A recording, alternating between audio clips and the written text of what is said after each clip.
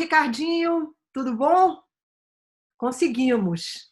E aí, Joana, tudo bem? Vamos Consegui lá, consegui finalmente. ter você um pouquinho aqui. Vamos lá.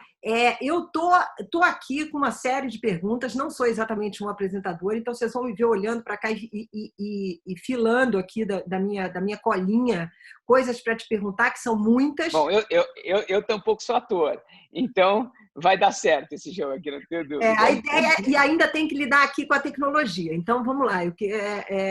Fica sempre essa coisa que eu quero colocar em duas telas, depois eu quero colocar em uma tela só quando você está falando.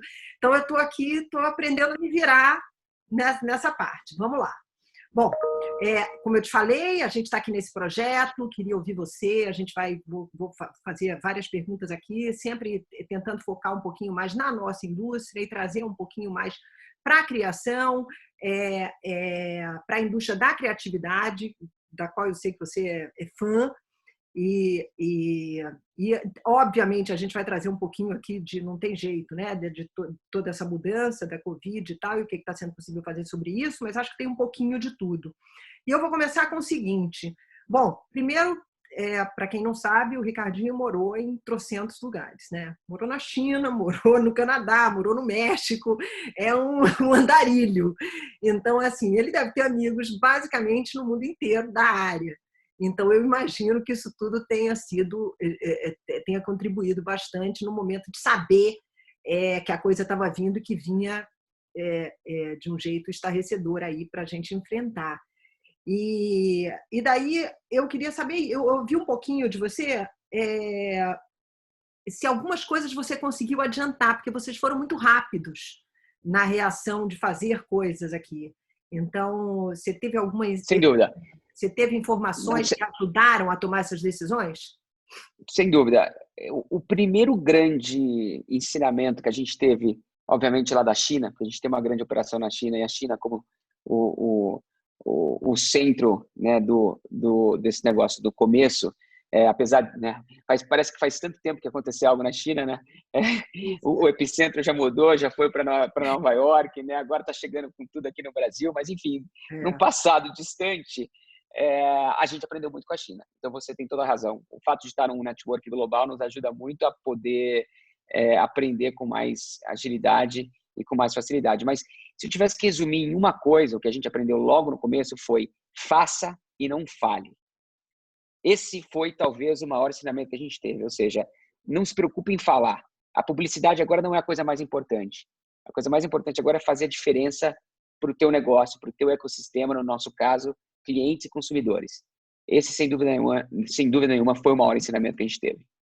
Mas, num determinado momento, eu acho que esse novo marketing foi questionado exatamente sobre o que falar e o que não falar, né? Eu acho que deve ter tido um aprendizado gigantesco aí, tanto para a Ambev quanto para várias marcas, né? Eu acho que deve ter tido lados extremamente positivos nesse aprendizado e algumas marcas acho que tiveram que aprender um pouco apanhando, porque eu acho que as críticas foram grandes.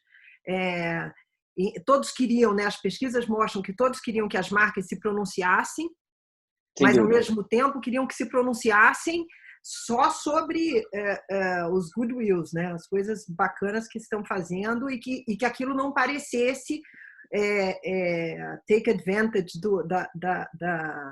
do momento para se autopromover, né? Sem dúvida. E o que a gente fez foi, na minha opinião, algo muito simples de estabelecer como processo, mas difícil, como você acabou de pontuar, em transformar isso em comunicação, ou seja, difícil de executar. Mas, independentemente do teu negócio, eu acho que esse nosso framework funcionou muito bem, que primeiro, começa com o teu propósito como companhia. E o propósito da Ambev é muito claro, é unir as pessoas. Esse é o papel das nossas bebidas, principalmente das nossas cervejas, na sociedade.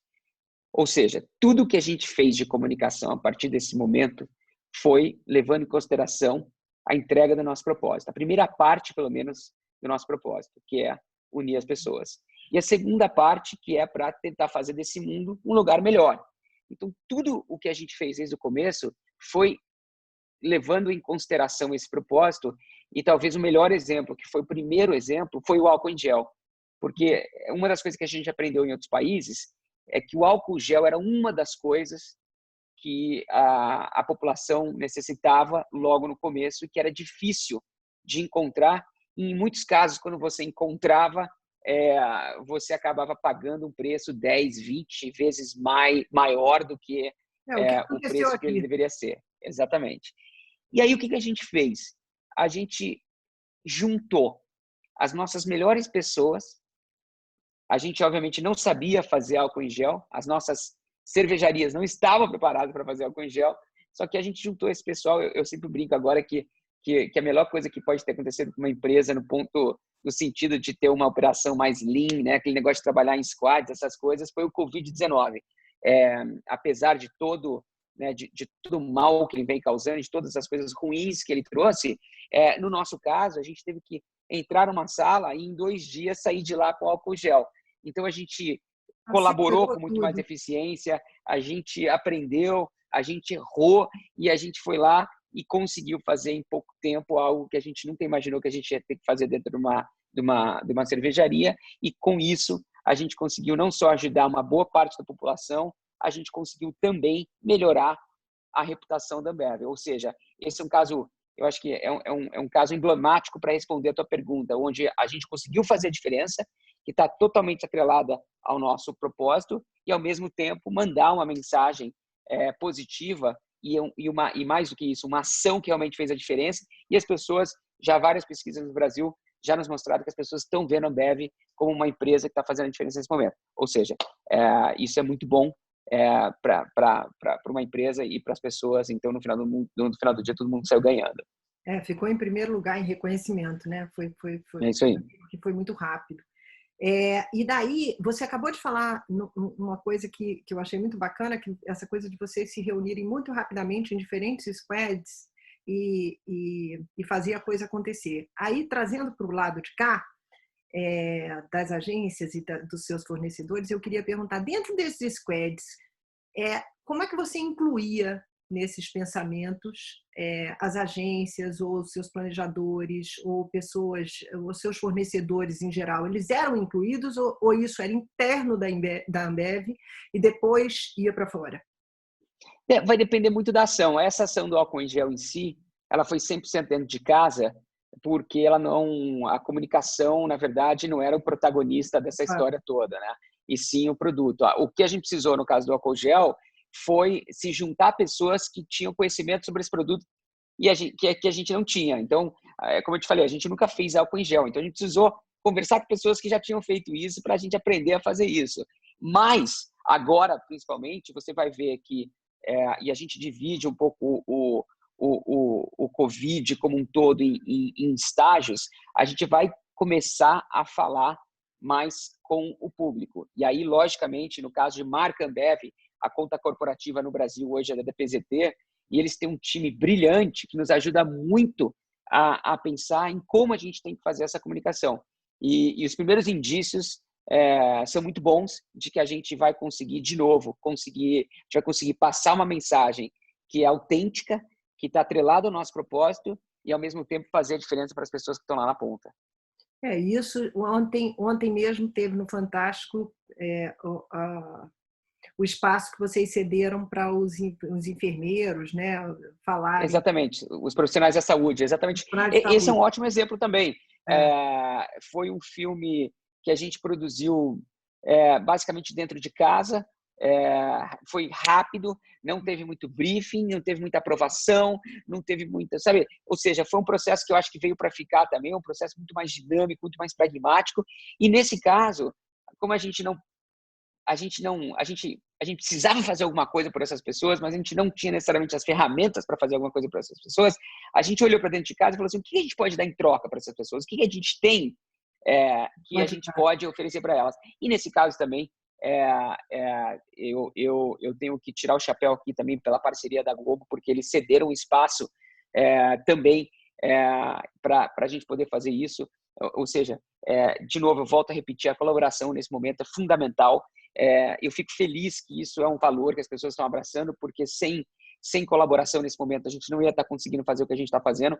E se essa colaboração ficar para depois dessa pandemia, eu realmente acredito que a gente vai sair dela mais forte do que a gente entrou.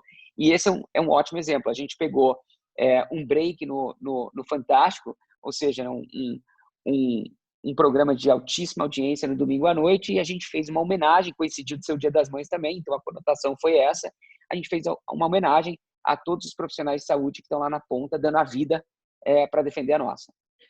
Tudo muito rápido e tudo muito, de certo modo, fácil de detectar as urgências, né? Quando a gente está no meio de uma pandemia como essa, que você fala em álcool gel, que você fala, essas coisas são as coisas mais, que feliz coincidência que é possível para a Ambev fazer um álcool gel, né? No momento em que você sabe exatamente que você precisa de álcool gel.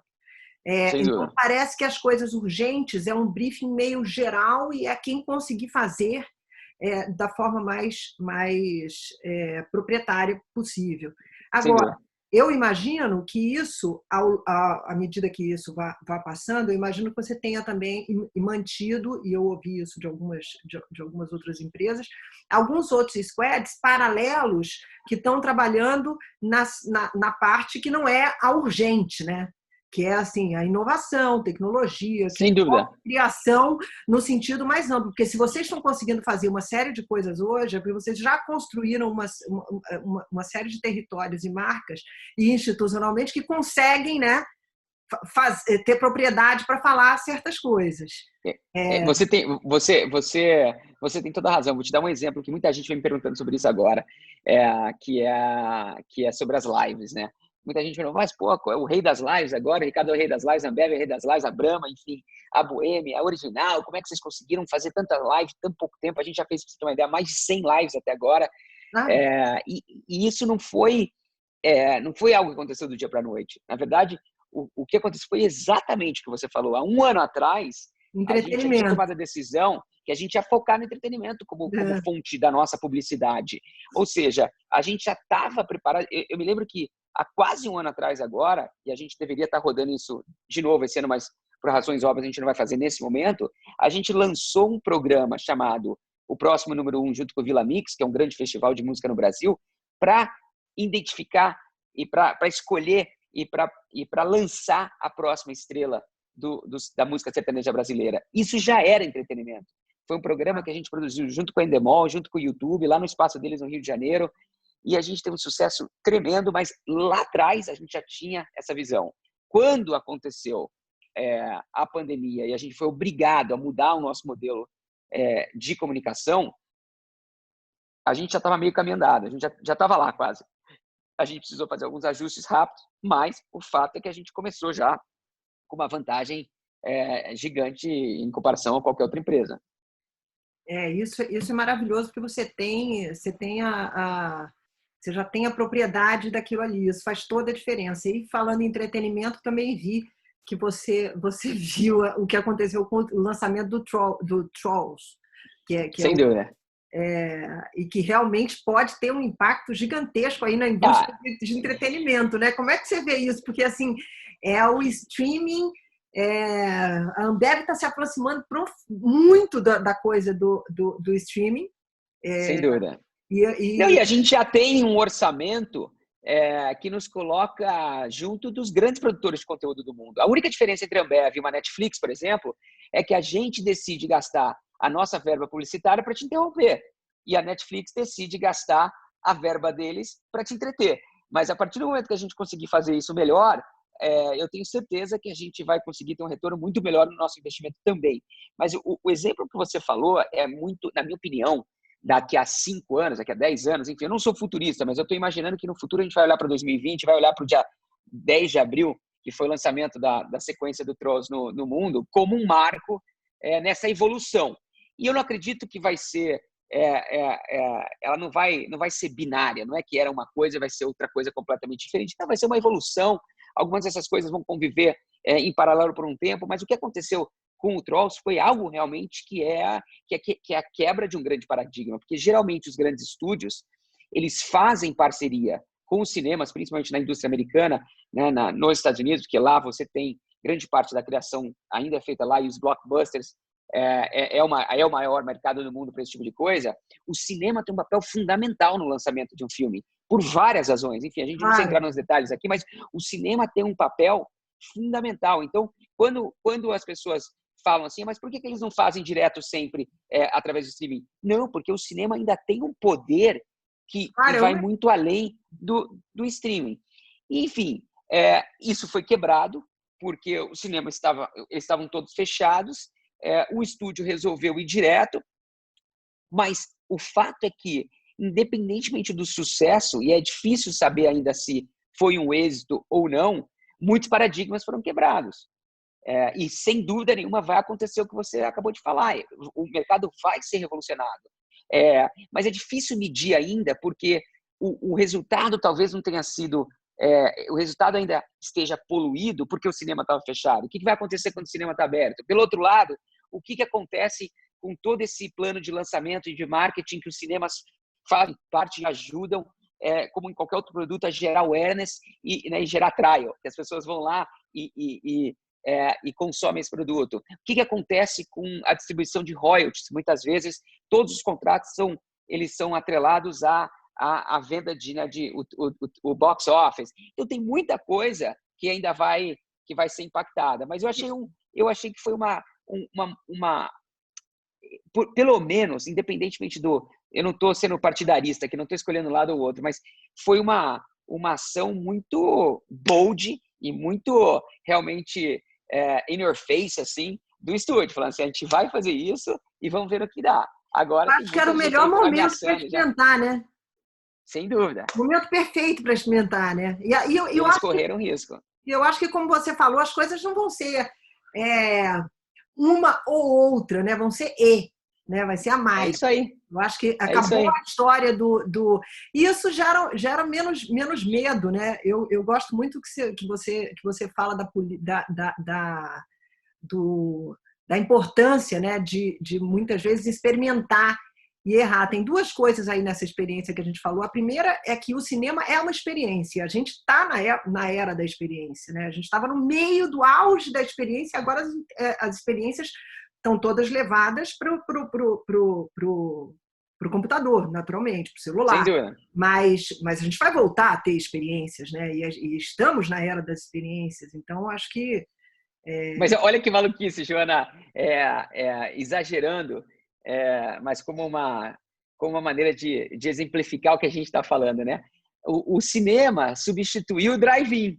E com certeza naquela época, agora o drive-in está voltando porque não tem cinema. Então, assim, e eu tenho certeza que talvez o cinema do futuro, Joana, e você deve lembrar, no Brasil, há 15 anos atrás, eu lembro quando eu era moleque, eu ia para os Estados Unidos e eu adorava o cinema lá. Eu chegava no Brasil e não gostava do cinema, porque lá foi a primeira vez que eu vi um cinema que você podia comprar pipoca e botar e tomar o que você quisesse. E aí você saía, tinha máquina de fliperama, e aí tinha cinema que você pagava uma entrada, você podia ir em vários filmes, e tinha... Aí depois tinha um bar... exatamente. Tinha um barzinho. Enfim, eu lembro que eu fui estudante intercambista nos Estados Unidos quando eu tinha 16 anos, por isso que eu estou te falando isso, porque eu lembro exatamente que eu falava assim, nossa, esse cinema é muito melhor do que o cinema do Brasil. Depois, se você olhar hoje, o cinema do Brasil, ele evoluiu muito rápido, é melhor que os Estados Unidos já. Você tem os cinemas VIP, principalmente nas grandes capitais, que é um show de entretenimento. A cadeira é grande, é confortável, parece a primeira classe de um avião, ela reclina, tem comida, tem bebida, tem, né, enfim, tem tudo. Não é só pipoca e o refrigerante, enfim. E hoje o cinema brasileiro está muito à frente. E talvez o que está acontecendo agora vai gerar uma revolução também nos cinemas e eles vão começar a ver tudo isso de uma outra forma e consequentemente, vai ter alguma inovação que vai sair disso daí, que vai se tornar o novo norm. É muito louco, porque ao mesmo tempo a gente tem os melhores cinemas e a gente tem uma quantidade gigantesca no Brasil, e você cuida de trocentas marcas e sabe que o Brasil é super desigual, que acho que a gente não tem cinemas em várias cidades do Brasil, então é muito louco, porque assim, a gente tem o melhor, tudo, né, no Brasil é assim, você tem o melhor e você tem o mais pobre aqui. Então, assim, essa não deve ser fácil também. Agora, a tecnologia, né, essa coisa, inclusive, da Covid, melhorando a economia, também vai dar oportunidade, inclusive, dessas experiências irem para muito mais lugares também, né?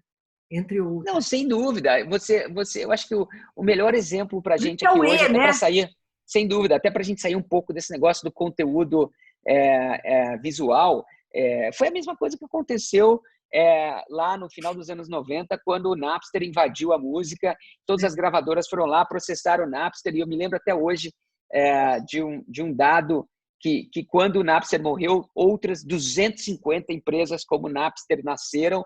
Enfim, hoje, quando você olha 2020, você olha para 2000, você fala, é óbvio, né? Ninguém mais escuta música no CD. Mas, naquela época, a primeira reação das gravadoras foi lutar contra isso. Na verdade, lutaram, ganharam, o consumidor continuou evoluindo, a tecnologia continuou evoluindo, aí eles tiveram 10, aí 15 anos de momentos muito duros, difíceis, inclusive alguns artistas também não entraram nessa onda, e hoje ninguém mais fala no passado, está todo mundo, na verdade, agora falando do futuro, o streaming chegou para ficar no mundo da música, todo mundo abraçou, as gravadoras estão quase chegando, se já não chegaram, no período áureo, que foi lá, né, no final da década de 90, quando eles faziam CD, ou seja, o mercado se arrumou, algumas agiram mais rápido, ganharam, outras demoraram e perderam, e a vida vai continuar e vai seguir, e de novo a gente vai ter ganhadores e perdedores. As reinvenções são incríveis, né? Tem um monte de documentário de coisas que já acabaram e que eu vivi. Então é muito louco, né? Quando você vê aquela Rise and Fall of Tower Records, que é um documentário exatamente, você viu o CD começar e você viu o CD acabar. Então eu, né? Pelo menos, porque quando você fez intercâmbio, eu também fiz intercâmbio, mas devo ter feito 10 anos antes de você. Ou seja, a experiência do cinema já era exatamente essa, já era fantástica, assim, nos Estados Unidos. Isso aí. Envolvia outras coisas. Isso já aconteceu no passado, em outros momentos, Joana. Na década de 30 e 40, o rádio era o maior meio de consumo do mundo. Quando a televisão surgiu, a televisão era muito chata. Na verdade, o que fez da televisão mais legal foi a publicidade, porque a publicidade começou a injetar dinheiro, e com dinheiro o conteúdo melhorou, com a melhora do conteúdo as pessoas começaram a assistir mais, a publicidade foi melhorando, o conteúdo foi melhorando, as televisões foram ganhando força, e na década de 50 para frente você já não falava mais em rádio, você falava em televisão. E a mudança de comportamento, ela é tão drástica, só que ela é drástica depois, mas ela chega a mudar até, por exemplo, nos Estados Unidos, Joana, o beisebol, ele era o esporte número 1 nos Estados Unidos, até o rádio começar a cair. O futebol americano se tornou o esporte número 1 nos Estados Unidos justamente pela televisão, porque o esporte foi feito para ser consumido na televisão, onde o beisebol era muito fácil de você consumir no rádio. Então, ele teve sua hegemonia ali, depois veio o futebol americano, justamente por uma mudança de comportamento que foi trazida para a sociedade através da mudança do meio, que foi do rádio para a televisão, e agora a gente viu, ou está vendo aí na mudança que a internet está trazendo para o nosso mercado. E não para de mudar, né? Não para de mudar. E numa revolução que a gente está vendo acontecer na marra, não tem conversa. E olha agora que interessante, pela primeira vez na história, a gente está tendo uma mudança que não depende da publicidade. Porque hoje você tem um modelo como Netflix que já não te interrompe. Ou seja, você paga para não ser interrompido. Ou seja, eles não dependem do dinheiro da publicidade até então para sobreviver. Ou seja, mais uma mudança no modelo. Sem dúvida, os modelos vão mudando. A única coisa que para a gente, que é de criação, não muda é que as ideias estão aí, vão estar sempre e vão acelerar tudo, seja onde for e que plataforma for e como vier. E eu acho que a gente só ganha os criativos. E aí eu não estou falando só dos criativos que estão em determinado lugar, não. O criativo é o ser criativo. Todo mundo é criativo. Claro, e aí ele pode estar, evidentemente, você exercita isso dentro do marketing, como você exercita, como eu exercito, de um outro jeito, porque você conhece a indústria, mas sem dúvida. A verdade é a grande ideia. Mas você falou uma coisa que realmente é a única coisa, talvez, que seja verdade, e a única verdade vai continuar sendo a verdade. Graças a Deus. Isso aqui até parece, então até parece um discurso religioso, mas não é. Ele é bem pragmático, mas as ideias vão continuar liderando esse processo de revolução, ou essa revolução, ou esse processo de mudança, enfim, como você queira chamar isso. Uma coisa que não vai ser de moda são grandes ideias criativas. Que vão sempre depender, né, do acesso que você tem à mudança de comportamento das pessoas. Então, o mais louco que eu acho que está acontecendo nesse momento é a mudança de comportamento muito rápida. Você estava falando da sensação que você tinha há um mês atrás, quando ainda estava no início. Agora, o comportamento do consumidor já mudou completamente. Então, totalmente. E algumas dessas mudanças vão ficar. Então, você me perguntou no começo dessa conversa o que a gente viu na China. Eu vou te dar um exemplo. Eu morei 6 anos na China. E a China, além de amar a China, eu tenho um respeito enorme pelas pessoas e pelo país. E tendo vivido lá, morado lá por tanto tempo, eu me lembro, como se fosse ontem, o fascínio do chinês com comer fora. Né? O chinês ama comer fora. É a coisa que os chineses mais gostam de fazer. E obviamente, eles ficaram trancados em casa, como a gente está agora, por muito tempo. E uma das coisas que ficou na China é que as pessoas, durante esse período de reclusão, esse isolamento, elas aprenderam a cozinhar, por exemplo. E elas curtiram. Elas descobriram algo novo na vida delas. Sabe o que aconteceu? Total. Muitos chineses agora estão ficando em casa, chamando os amigos, cozinhando, experimentando. Então, agora não sei qual vai ser o percentual disso. Mas é, sem dúvida nenhuma, uma mudança de comportamento que aconteceu nos últimos 3 meses. E aqui eu acho que vale a pena, Joana, ressaltar talvez a minha grande mensagem quando as pessoas me perguntam o que o Covid-19 está trazendo para o mundo. É muito simples.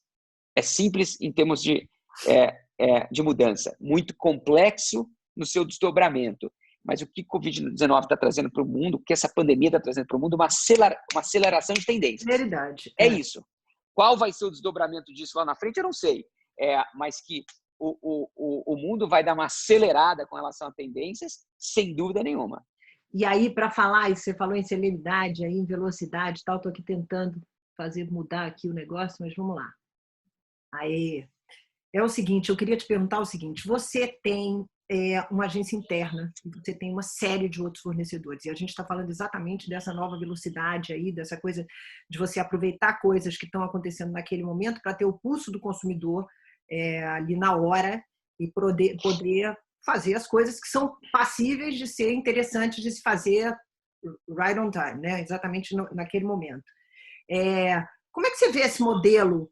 Como é que você divide esse modelo da sua agência interna e da agência externa quais são as vantagens de uma e de outra?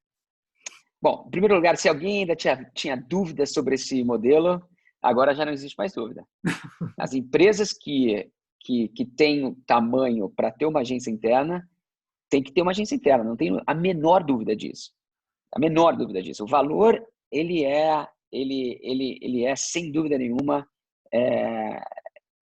ele se paga. Vamos começar com essa afirmação. Essa agência se paga. Óbvio que você tem que acertar no modelo, né, nas pessoas e uma série de outras coisas. Mas essas agências internas, elas não vieram para substituir as agências tradicionais. Porque não existe mais esse negócio de agência tradicional e não tradicional. Existe comunicação. E a comunicação tem que ser feita da melhor forma possível. Como a gente acabou de falar, a criação nunca vai deixar de existir. Então, ideias inovadoras, criativas, de grandes cabeças pensantes vão ser necessárias, talvez até mais agora do que no passado, porque a competição agora vai ficar um pouco mais acirrada, sem dúvida nenhuma. Mas eu vou te dar um exemplo que aconteceu com a Gut. A Gut é uma agência relativamente nova, uma agência independente, criada ou fundada por mentes brilhantes com relação à criação. Quando a gente fez o onboarding da Gut para assumir a conta de Skol, que é a maior conta que a gente tem, a maior marca de cerveja do Brasil, a Gut, na primeira apresentação, eles estavam mostrando como eles iam trabalhar com a gente. Aí tinha uma tela que eles estavam colocando, a nossa agência interna se chama Draftline, e eles estavam mostrando como é que eles iam trabalhar, tal, não sei o quê, teve uma tela Draftline. Aí eles falando, olha, nessa nossa agência aqui, eles estavam apresentando o Draftline como se fosse a agência deles. A gente vai ter 2 pessoas aqui, a gente vai trabalhar assim, ou seja, eles estavam falando, na opinião deles, qual que era a melhor forma qual era a melhor forma de trabalhar com essa minha agência. Porque eles acreditavam que assim eles seriam mais fortes. Em momento algum eles falavam, não, isso aí eu não quero, isso eu não faço, ou essa agência não me interessa. Não, eles viram que é parte da minha família. A partir do momento que você casou comigo, você vai ter que se dar bem aqui com a galera, porque senão vai ser difícil. Eu não estou pedindo que seja perfeito, mas no final do dia, todo mundo aqui quer uma coisa só, a gente quer ser feliz. Então, para ser feliz, a gente precisa entregar resultado. Para entregar resultado, e na opinião deles, era muito mais fácil trabalhar com a nossa agência interna. E deu no que deu. Eles estão trabalhando junto com a nossa agência interna. Acho que o modelo futuro, na verdade, vai mais além do que uma agência interna. O que eu estou pensando nesse momento é mudar, inclusive, a estrutura dos nossos times e deixar de ter time de marca, time da agência interna, time da agência externa, time de não sei o quê. Não, agora eu quero transformar todas as minhas marcas em mini companhias que vão ser squads, que vão ter todo mundo numa mesma mesa, numa mesma sala, no mesmo ambiente, ou no mesmo Zoom, e vão fazer tudo como se fosse uma coisa só. Muito, vamos lá, interessante. Eu ia falar... Isso é real. A gente já está fazendo um teste agora. Eu sempre achei que quando você fala de... minha filha. Eu sempre achei que quando você Pelo menos é aquele bebezinho, né? Aquele bebezinho que entrou e abriu a babá e tirou aquele cara da BBC. Você viu? A minha já está maior do que eu. Fez 13 anos agora. Vai fazer 13 anos no dia 1º. Então já está maior do que eu. Mas eu estava falando que eu acho que... A gente pode chamar ela para ver como ela consome mídia hoje. Né? Ela não vê. Não, então, eu aprendo... Você não tem ideia. Eu aprendo horrores com a minha filha. Mas aprendo horrores, assim, principalmente porque ela só acessa nova tecnologia. Ela é uma pessoa que não sabe o que é televisão. Então, assim, eventualmente tem uma coisa ou outra de TV a cabo. Assim, ela consome muito pouco, de fato, e compra as coisas também. A parte de e-commerce também é tudo pela internet. É outra coisa. Agora, deixa eu te fazer uma pergunta rapidamente. Consome música de outro jeito, consome... E agora, eu ia até te fazer uma pergunta sobre... essa coisa de educação midiática também, como apoiar, porque, afinal de contas, lá atrás, um dos fundadores da Ambev sempre foi um grande apoiador, né, de educação midiática e tal, quando criou a Gun Academy, e entre outras coisas, e eu acho que tudo isso são tantas coisas para a gente apoiar, né, mas também são tantas marcas, né, escolher o que é que você vai apoiar, e como, não deve ser nada fácil. Mas o que você ia me perguntar? Não, eu ia te perguntar uma coisa. Quando você falou de e-commerce, que ela compra pela internet, você já comprava bastante pela internet antes ou não? Então, eu fazia parte do tal dos 5%, porque eu comprava. Você já comprava? Já comprava. O que eu não sabia era que tão pouca gente comprava. Porque, assim, eu imaginava que era pouco, porque eu já tinha visto pesquisa na agência e tal, e papapá, mas, assim, eu não imaginava que era tão pouco. Sim. Então, isso foi uma coisa que também que me impressionou. A quantidade, exatamente. A quantidade de pessoas que não compravam passaram a comprar, porque não tinha opção, e agora, com certeza, essas pessoas vão continuar comprando, ou grande parte delas, né? Pelo menos vão continuar comprando. É o e com, né? De novo, aquele modelo, tem um modelo, o modelo, por exemplo, da Amaro, por exemplo, é um modelo muito interessante, né? Da Básico.com, que é aquele modelo que nos Estados Unidos já faz um puta sucesso, que envolve o grande trick para essa história do digital, que é logística, né? Passa sem dúvida. Logística. Então, assim, e aí depende um pouco também é o que você falou da infraestrutura do país. Então, você tem países onde pega a Inglaterra, o negócio de click and collect na Inglaterra, né? Que você compra online, só que aí você pega no supermercado. Aí você vai para a Coreia, tem o click and collect, só que daí você compra no supermercado e pega num armário, numa estação de metrô. Aí já tem a evolução, que o cara já clica e já entrega na casa. Aí você tem... Enfim, então depende também muito da cultura do país, né? E da cultura de compra, bem como da infraestrutura disponível naquela cidade, naquela região, para você ter um sistema que funcione. Mas o comportamento ele vai ditando também para onde esse negócio vai, porque aí as empresas vão fazer investimentos também. Né? Exatamente. A gente vai vendo as oportunidades. Uma coisa alimenta a outra, né? O comportamento alimenta as oportunidades reafirmam o comportamento ou não, né? Para onde você É isso aí. Levar. Inclusive, tem a sua experiência. Eu tinha aqui... o papo vai indo e eu vou tentando Tá encaixar bom. as minhas perguntas na nossa conversa. E uma das coisas que eu tinha falado era assim, e que eu não estou exatamente encontrando agora, é quando eu falava da preocupação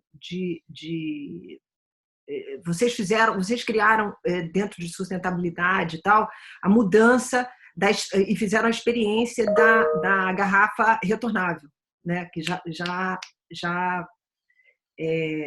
que já não existia há algum tempo e tal. Como é que está essa Sim. experiência? Porque isso foi lançado há pouco tempo. Eu sei que depois veio a meta também de transformar 100% de todas as embalagens em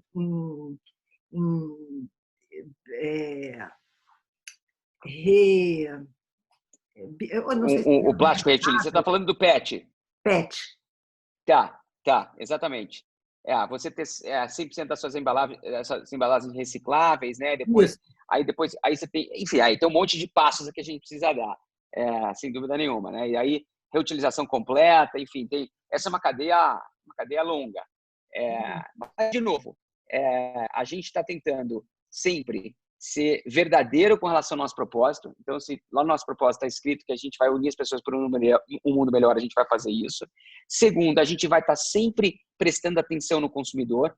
O consumidor, ser consumer-centric nunca foi tão importante para uma empresa e, de novo, as empresas que não forem vão morrer. E esse é um negócio que a gente aprendeu. A gente errou muito, mas hoje eu posso te garantir que a gente aprendeu e o centro do nosso universo é o consumidor. E então, de novo, quando você une essas duas coisas, esse é um passo que a gente é obrigado a dar. Até por uma questão, até para o marketing isso é muito importante, porque eu tenho certeza que no futuro o marketing vai ser mais social, ou seja, as decisões de compra vão estar não só embasadas em valores emocionais e funcionais, mas também em valores sociais. O que essa marca está fazendo por mim, pela minha cidade, pela minha sociedade, enfim, e assim por diante. Não só o que estão fazendo e para o mundo também, né? A pergunta que eu ia te falar era exatamente isso, né? Como é que a Ambev tem pensado em economia circular, economia regenerativa, impacto, resíduo? Porque eu já trabalhei com a Ambev lá atrás e era exatamente com a parte institucional e eu via muito a coisa do reaproveitamento da água, que era um projeto já antigo, que tinha de 99,9% de aproveitamento de toda a água usada dentro Sim, esse é um bom ponto. Eu acho que a nossa grande evolução nos últimos 20 anos, e a Ambev acabou de completar 20 anos, foi que no começo... É muito jovem, né? Para tantos é muito um jovem. muito louco, né? Exatamente. Tudo que a gente fazia no começo, lá no começo, era da porta para dentro.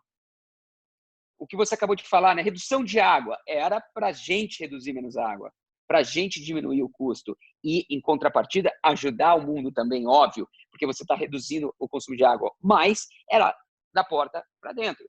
E a gente viu de uns anos para cá que isso não é suficiente, que você tem que fazer da porta para fora também.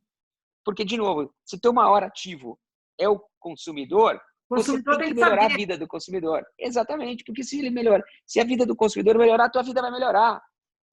E a economia ele vai cobrar, sobre né? isso. E eu acho que cada vez mais, com a coisa do social, acabou. Agora é uma conversa. Então, você vai ter o consumidor te cobrando isso o tempo inteiro, né? Seu posicionamento de marca está de acordo com aquilo que a empresa, de fato, sustenta, né? Sem dúvida nenhuma. A coerência nunca foi tão necessária, né? É o walk the talk absoluto. Total. É isso. Muito bom. E aí, eu queria te perguntar, tem algumas coisas que eu acho que são curiosas. Assim. Você estava falando sobre a importância de ser consumer-centric. Consumidor, e o consumidor, como a gente já vinha falando, está mudando loucamente o tempo inteiro, porque a tecnologia vai mudando, ele vai começando a usar, tem pandemia, enfim, tem uma série de coisas que aceleram essa mudança. E aí, assim, as fontes de aprendizado sobre este consumidor, que não é mais só data, mas o que você acha da mistura de colocar aí no meio neurociência, jornalismo, colocar psicologia, cada vez mais para ter outros insights sobre que não sejam tão óbvios quanto repetir o comportamento que você já está vendo que ele está tendo, né? Porque isso é o que reflete o data naquele momento de leitura. Essa é uma pergunta ampla, uma pergunta complexa. A gente poderia ficar aqui horas, talvez, discutindo ela. Eu também não sou um especialista, não tenho todas as respostas, mas eu te digo uma coisa. O que eu sinto, tá, Joana? É que a gente está entrando numa era do marketing que você vai precisar de mais especialistas. Eu acho que antigamente você conseguia sobreviver com menos especialistas, né? E talvez um time que soubesse mais, soubesse menos sobre mais. E agora eu acredito que a gente está entrando numa era que vai ser mais importante você ter um conhecimento profundo em diversas áreas do que várias áreas com consumo raso. Sim. Então, eu acredito muito nisso. Eu estou tentando fazer isso no meu time. Obviamente, a gente vai ter que adequar modelos de remuneração e de crescimento, de carreira, tal, porque no passado, né, era até um mau sinal. A pessoa está fazendo isso há 4 anos, deve ser ruim. Pô, mas não, ela gosta do que ela faz. Ela faz bem pra caramba. Não, mas se ela não subiu é porque ela é ruim. Mas vamos tirar ela da zona de conforto dela. Mas eu quero ser médico. Eu não quero ser advogado. Não, mas vai ser advogado que é bom, que você vai ser um... Não, entendeu? Então, e aí eu sempre pergunto para a pessoa, se você, Joana, precisa fazer uma ponte safena no seu coração, você vai no seu amigo médico ou no seu amigo advogado? Você vai querer... E aí, quando você chega no seu amigo médico, você vai querer um especialista, um cardiologista, ou você vai querer um fisioterapeuta? Ah, não, mas o fisioterapeuta é muito bom. Mas é outra coisa, eu preciso operar meu coração. Então, eu acredito que o marketing do futuro, como ele é muito mais complexo, eu concordo 100% com você que a gente vai precisar de mais diversidade de pensamento, de gênero, enfim, de tudo. Para conseguir chegar numa ideia mais forte, mais poderosa. E aí, nesse ponto, entra a coisa que a gente não passou aqui, que eu tinha várias perguntas também sobre isso, a coisa de garantir a diversidade, né? Dentro não só das equipes, mas dentro da empresa e dentro do nosso social listening de verdade, né? Para, de fato, ouvir e poder estabelecer as parcerias necessárias e tal. Nesse sentido, eu acho que a Covid tem um lado muito bom, que é esse de poder levar um computador, de repente pode levar você a ouvir o que uma comunidade inteira pensa, que antes você não teria acesso, né? Acho que tem... Sem dúvida. De outro jeito, né? Que não é uma pesquisa do modo tradicional que a gente está acostumado a ter e receber dentro das agências e tal. E eu estou falando isso porque eu ia falar sobre o quanto que você adora falar sobre tomar riscos, que eu acho que é muito legal e que vem dessa cultura também que já existia nos Estados Unidos quando eu morei lá, que a sensação de quando você erra lá é de que você está melhor, mais preparado do que o cara que não errou, porque você já errou. Então você já aprendeu alguma coisa. Então, é uma cultura completamente diferente, né? Aqui, se você errou, você é um loser. Totalmente. Então, você Exatamente. não está no meio do caminho. Lá é assim, olha, eu errei, então eu já tenho uma experiência aqui até o meio do caminho. Não, infelizmente, isso começa dentro de casa, esse valor tem que ser estendido e mais, ele tem que ser vivido pelas marcas, com as agências, com as produtoras, enfim, com todo o ecossistema, porque também não adianta nada você falar para todo mundo, vamos errar, vamos inovar, vamos, né, tomar risco, só que aí a pessoa erra, você vai lá e demite ela, ou você vai lá e dá uma bronca nela. Isso não funciona. Óbvio que a gente não quer ficar errando, mas tem um valor. E eu sempre gosto de usar um exemplo que, na minha opinião, ele é matador para provar que o que você acabou de falar tem todo sentido, que é um pouco do que o Kobe Bryant fez na NBA. Infelizmente, ele faleceu recentemente, mas ele deixou, enquanto ele jogava, uma marca na NBA que ninguém lembra. Todo mundo lembra dele como um grande jogador, um campeão, ganhador de vários títulos, 5 títulos e mais outros vários títulos. Ganhou tudo. Né? Só que ele foi o jogador que mais errou arremesso na história da NBA. Olha só que engraçado. Porque é sobre fazer, né? É sobre fazer. E quando você faz, você erra. Isso implica também em erros. É óbvio que se o Kobe Bryant não tivesse ganhado nenhum título, talvez você falaria, errou um monte, né? Não fez cesta e por isso que não foi campeão. Mas no caso dele, ele foi campeão. Acertou muito mais do que errou. E esse é o propósito. Esse é o propósito. E aí, Joana, eu acho que nós, como um ecossistema, a gente tem que mudar um pouco também a filosofia das empresas, né? E a cultura das empresas. Porque hoje, grande parte, na minha opinião, aqui vou ser um pouco polêmico, é que a meritocracia atual, ela não está premiando o risco. Porque se você toma um risco e erra num sistema meritocrático que, na minha opinião, não está olhando para isso, ele vai penalizar ele ou ela que erraram. Mas talvez esse erro vai ser o começo de um grande produto ou o começo de uma grande campanha. Inclusive, isso para a gente que é criativo é um problema gravíssimo. Porque, assim, se você tem medo de tentar coisas novas, você vai ficar na mediocridade, no sentido do mediano, estou no seguro. E aí você está frito. Porque o que você vai oferecer para você, para os outros clientes, para coisa, quer dizer, isso vale para todo mundo, né? O medo, ele não pode ser não pode. Vou falar uma bobagem. Pô, vai que o cara te dá um insight, que é o insight da mudança da coisa. E é por isso que o ambiente criativo ele tem que ser seguro e as pessoas têm que se sentir vulneráveis ao ponto de se abrirem e se permitirem a errar. Porque e começa com a gente. Então, também é uma coisa que está na nossa mão. A economia não tem ajudado isso, né? Porque, obviamente, isso tem a ver com a economia, né? Que é o que você falou. Esse cara está errando, errou, manda embora. Ou não tenho mais tempo para tentar isso. Então, obviamente que isso é muito mais fácil nos Estados Unidos do que aqui, porque a gente tem uma questão econômica crônica. Mas também é possível se cercar de erros mais ou menos, né? Claro, sem dúvida. Mais ou menos calculados. E tem uma pergunta que eu estou vendo aqui que o nosso tempo está acabando e eu sei que você tem reunião em seguida, então vamos lá. Tem uma pergunta que eu sempre quis fazer para um homem, assim, até porque é uma pergunta que sempre fizeram para as mulheres, e agora a gente tem toda entrevista e online fazia essa pergunta, então agora eu vou fazer para você. Bom, que é o seguinte, como é que você está fazendo assim, para equilibrar a sua vida de executivo com a sua vida de marido, pai, dono de casa? Não, ótima pergunta. Bom, em primeiro lugar, eu acho que essa é uma resposta também que ela vai ser diferente de acordo com a realidade de cada casa, de cada família. No meu caso, eu tenho a sorte de ter uma mulher do meu lado, que é minha esposa, a Marcela, que acaba fazendo grande parte das coisas que, obviamente, hoje eu não posso fazer. Então, aqui em casa, a gente tem essa vantagem. Mas, pelo outro lado, uma coisa que eu acho que pouca gente reconhece é que eu não estaria onde eu estou sem ela.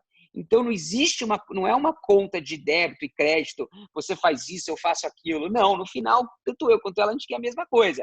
A gente quer o melhor para nossas filhas, a gente quer ser feliz, a gente quer ganhar dinheiro, a gente quer viajar. Enfim, os desejos